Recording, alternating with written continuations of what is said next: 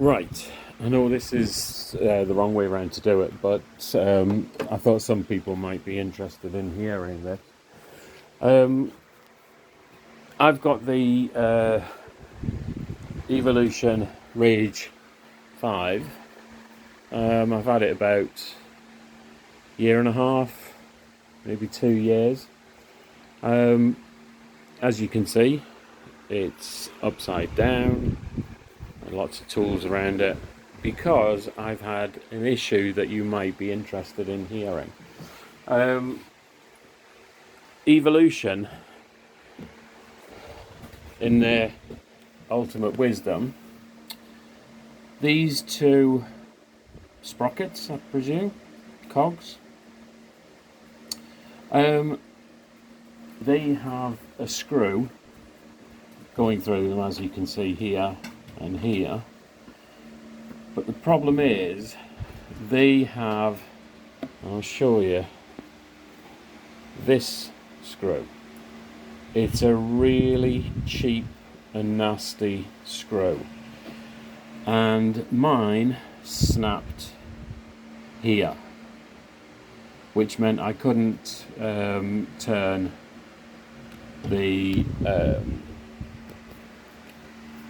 it up and down. Couldn't raise the blade up and down because that obviously just wasn't connecting. What I've had to do was ridiculous. I've got to be honest. I would recommend that you replace these screws that Evolution are putting in with something a little bit more sturdy. The bolts I use, or bolts, screws, you could say, are machine screws, M4 20 pan heads. They're a lot better quality. They go straight in and they screw into the threads quite nicely. The thing that I had to do was, because this was broken, this screw was broken, obviously I had to take this off, but then I also had to take this out. What I've learned now is the best thing you can do is obviously take this off, okay, which loosens that. You can move this back and forward to make it easy. Sorry, the plate here, you can move it backwards and forwards to make it easier for you to access. But the handle here, what I found was that you take the cap off. Let me get the cap, okay, you get the cap off and you are left with this, a cotter pin, okay, or split pin. Now, to get that out, you have to take off obviously this cog, then this unit slips out. Remember where all the washers, there's a rubber washer between these two washers. This one has a spring washer type thing in there as well. Once you've removed that, that actually slides out. Once you've slid it out, you can get access to that cotter pin. Now, sounds easy enough, but the problem that you have is that when you push this back in and you've lined it up with the correct hold, this is very, very tight. There is a lot of messing around you might find trying to get the hole that this screw goes through lined up.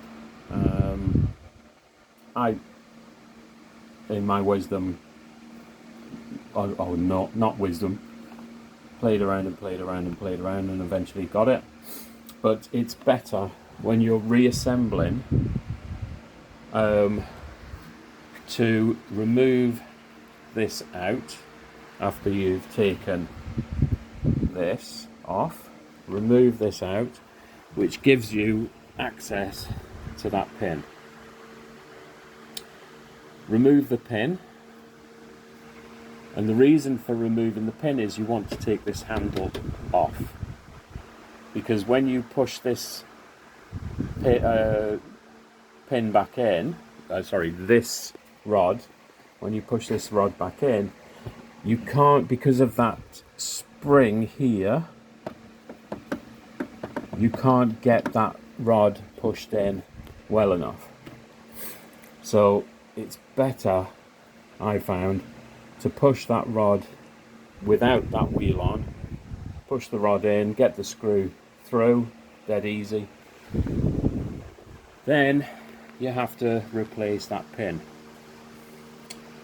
Personally, there's